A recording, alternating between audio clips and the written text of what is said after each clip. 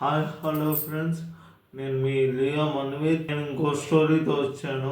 ఇది ఒక బాలీవుడ్ స్టోరీ అనమాట. టైం విలువ తెలియని ఒక పిల్లోడ్ స్టోరీ అనమాట. ఆ పిల్లోడ్ స్టోరీ చెప్తున్నాను ఇప్పుడు. ఒక పిల్లోడు ఉండేవాడు. ఆ పిల్లోడు ఏంటంటే టైంను వేస్ట్ చేసేవాడు. టైంను వేస్ట్ చేసి వాళ్ళ ఫ్రెండ్స్ అందరూ వీడికన్నా ముందే వెళ్తా ఉంటే వీడు మళ్ళీ చేసుకుందాం అని ప్రతి పని వాయిదా వేయడం, ప్రతి కాలానికి వృధా చేయడం అలవాటు అయిపోయింది.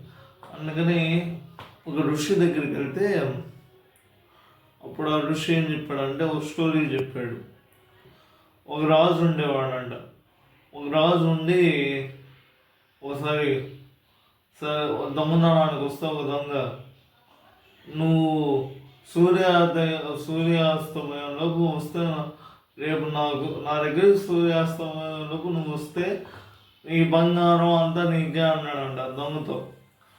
ఆ సూర్యుడు ఉన్నప్పుడే నువ్వు నా దగ్గరికి రావాలి, సూర్యాస్తమయం లోపు నా దగ్గరికి రావాలి. అట్లయితేనే నీకు ఆ బంగారం ఇస్తాను. సూర్యాస్తమయంలోపు వచ్చి ఎంత తీసుకుంటే అంతా నీకే అని చెప్పాడంట. ఆ దొంగ ఏం చేశాడు, ఇంటికి వెళ్ళి వాళ్ళ భార్యతో విషయం చెప్పి, వాళ్ళ భార్య ఏం చెప్పింది, నీకు రాక వచ్చిన అవకాశం, ఈ ఛాన్స్ మిస్ చేసుకోబాకు, చాలా మంచి అవకాశం ఏంటంటే సరే ముందు నాకు భోజనం పెట్టు, నాకు బాగా ఆకలేస్తుందంటే భోజనం పెట్టిందంట. భోజనం పెట్టింది. తర్వాత నేను కాసేపు నిద్రపోయి మళ్ళీ పోతా ఉన్నాడంట. అట్లా నిద్ర ఒక అరగంట పోదాం అనుకుంటే 2 గంటలు నిద్రపోయి ఆ 2 గంటలు చాలదు అన్నట్టు మళ్ళీ అప్పటికే పోయి ఎండ వాయిస్తామంటే మళ్ళీ చెట్టు కింద పడుకున్నాడంట. ఈసారి 4 గంటలు పడుకున్నాడు. మొత్తం సూర్యాస్తమయానికి పోయాడు రాజు దగ్గరికి.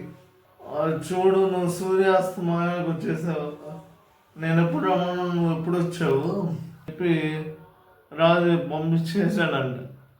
అంటే అట్లా సమయాన్ని వృధా చేస్తే ఇట్లానే ఉంటుంది, ఇంకా నీకేం లేదు పో అన్నట్టు చెప్పాడంట. ఈ కథ ఋషి కంప్లీట్ చేసేటప్పటికి తను ఆ పిల్లోడికి జ్ఞానోదయం అయింది. అవును ఋషి, నేను చాలా కాలం విలువ చేశాను, నేను ఏమనుకోబాకండి, ఇక నుంచి ఇలా చేయను, చాలా కాలాన్ని వేస్ట్ చేశాను, నేను ఇక నుంచి ఇలా చేయను ఋషి అని చెప్పి మారాడంట.